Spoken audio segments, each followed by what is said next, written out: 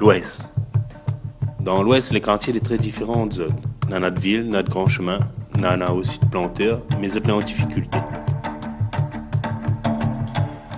Et ça, de mon road fait un bon peu de cases, pour autres, et bon touristes. Mais entre les hauts et les bas, n'est pas pareil. Les bas, ils développent, mais les hauts, ils profitent pas assez.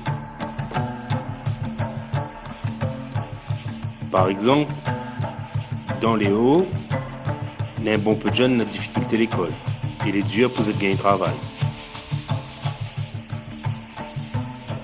Mais dans les hauts de l'Ouest, on a aussi un grand patrimoine sur la route Hubert de Lille, avec bon grand domaine. On a aussi un bon peu d'associations, la forêt. Tout ça, il pourrait donner de mon travail. Mais qui ça va profiter.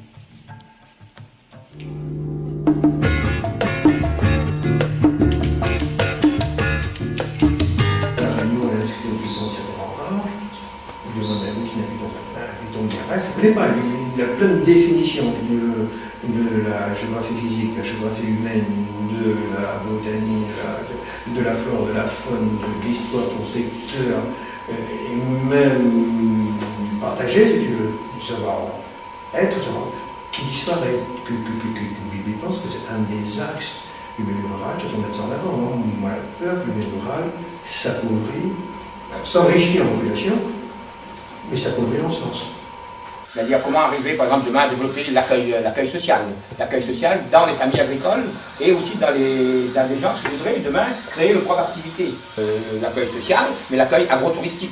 Comment mettre en activité toute une population et qui va faire en sorte que l'économie locale, c'est-à-dire tout ce qui est circuit court, va marcher avec, tout ce qui est réseau. Comment créer autour du social, créer un véritable emploi, c'est-à-dire à travers l'économie solidaire.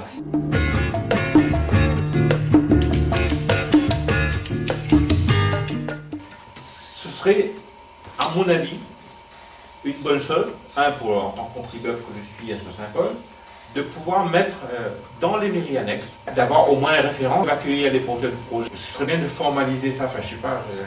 Mais développer quelque chose en partenariat avec le monde agricole, c'est quelque chose qui est complètement possible. Néanmoins, j'insiste, ma seule volonté ne suffit pas pour lancer ces projets.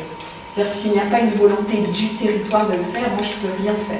Notre population devient des acteurs. Et aujourd'hui, si on peut arriver à faire en sorte dans les hauts, par exemple, une personne qui crée 2 chambres chez lui, qui accueille aussi bien un touriste qu'une personne valide, invalide, bref, c'est-à-dire quelqu'un qui vient consommer chez lui. Il va falloir comment faire en sorte que ces gens, quand ils viennent dans les hauts, ils viennent pour vivre un bout de temps, et à ce moment, mais ils viennent vivre avec un acteur rural qui épouse une charte, c'est-à-dire comment créer des réseaux.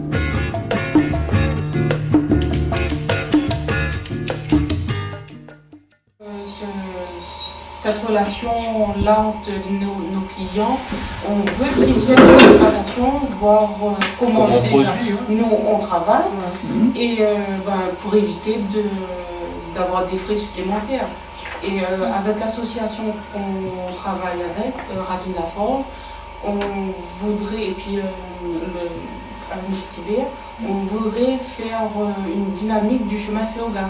Quelqu'un du coin qui a un projet d'abattoir et ça fait 2 ans que le projet est dans les tuyaux. L'idée de cette personne, c'est de dire il y a des gens qui produisent ou qui vont produire, et lui il achèterait pour valoriser, etc.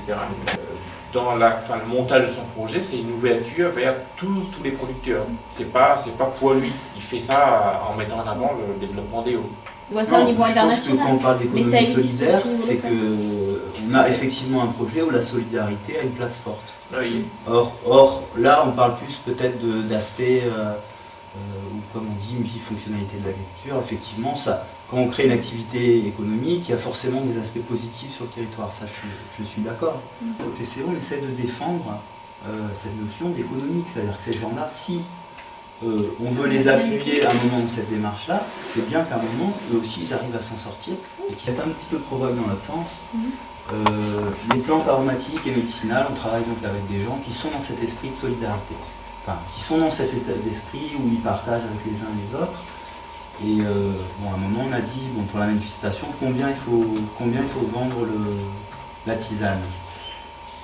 Et moi je disais, la tisane, il faut quand même la faire payer, parce que on peut pas dire on est tous on est fonctionnaires, on est salariés, etc., on gagne bien notre vie. Et puis ces gens-là, il faudrait qu'ils fassent de la solidarité, que ce soit le partage, etc. C'est pour ça que...